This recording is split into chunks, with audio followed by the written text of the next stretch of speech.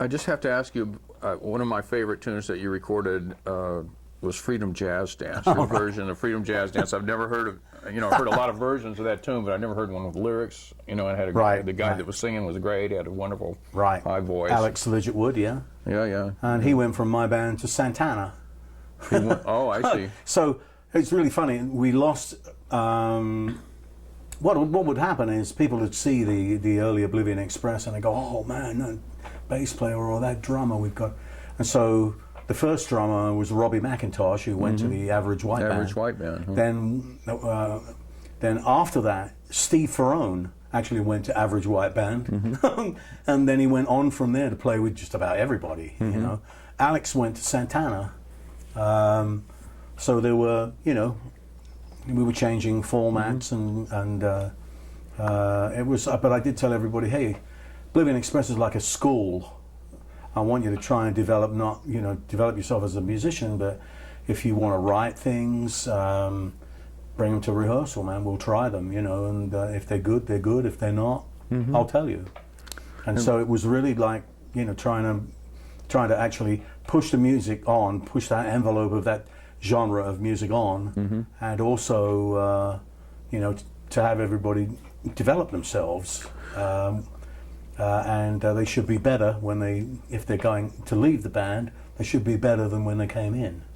Where did you get your idea to record that tune from the Miles Davis version, or when did you? Yeah, I'd heard the Miles Davis version, right, which is Tony playing that.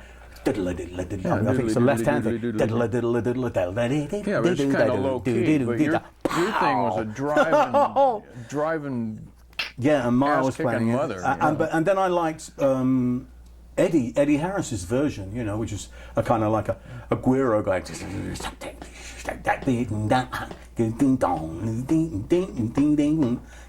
That's the feel he used for it? I've never heard his version of it. Yeah, oh man, that was the one. And I started listening to Eddie Harris and I went, wow, I need to do that. I need to do that tune, but in my own way. I just have a different, and I picked up a bass line for it, which is, I heard it, and the bass line went,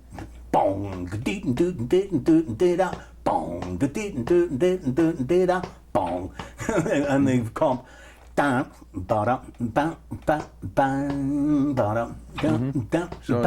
much more driving than the other versions. Right. And the guy singing so high and so powerful. And he plays, they tended to play the theme all in one loop, like and then immediately I thought, well, what a shame. Let's spread it out.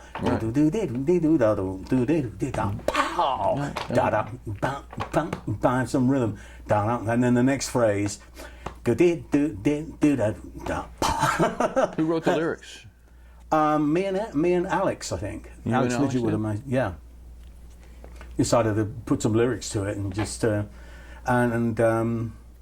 also did Listen Here by Eddie Harris on the Before album, and I was in New York and I spoke to him over the phone from Atlantic Records. I was with Atlantic, and he said, "Hey man, you've got to do some more of my tunes." That's the best cover of that tune I heard.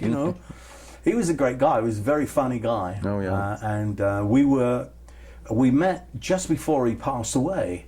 I was in Baden-Baden in Germany, and we were doing a TV show, and he was saying, "Hey, where are you living?" And I said, "I'm living in Venice." Kind of, he said, "Man, I'm in Los Angeles." So I give me a number, Eddie, And he said, we should do something. We should record something. I said, I'd absolutely love to do that. And I didn't hear from him, and I sent him a Christmas card, and his wife sent me back the obituaries. I mean, didn't even make the music magazines, and I mean that was a fantastic musician.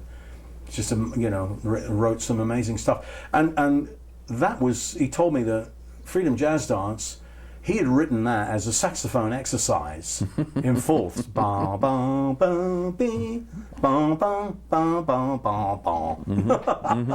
Yep. And he actually, at one point, he'd gone to the Paris, studied at the Paris Conservatory of Music. So he was a really accomplished. Yeah, I think he started as a pianist.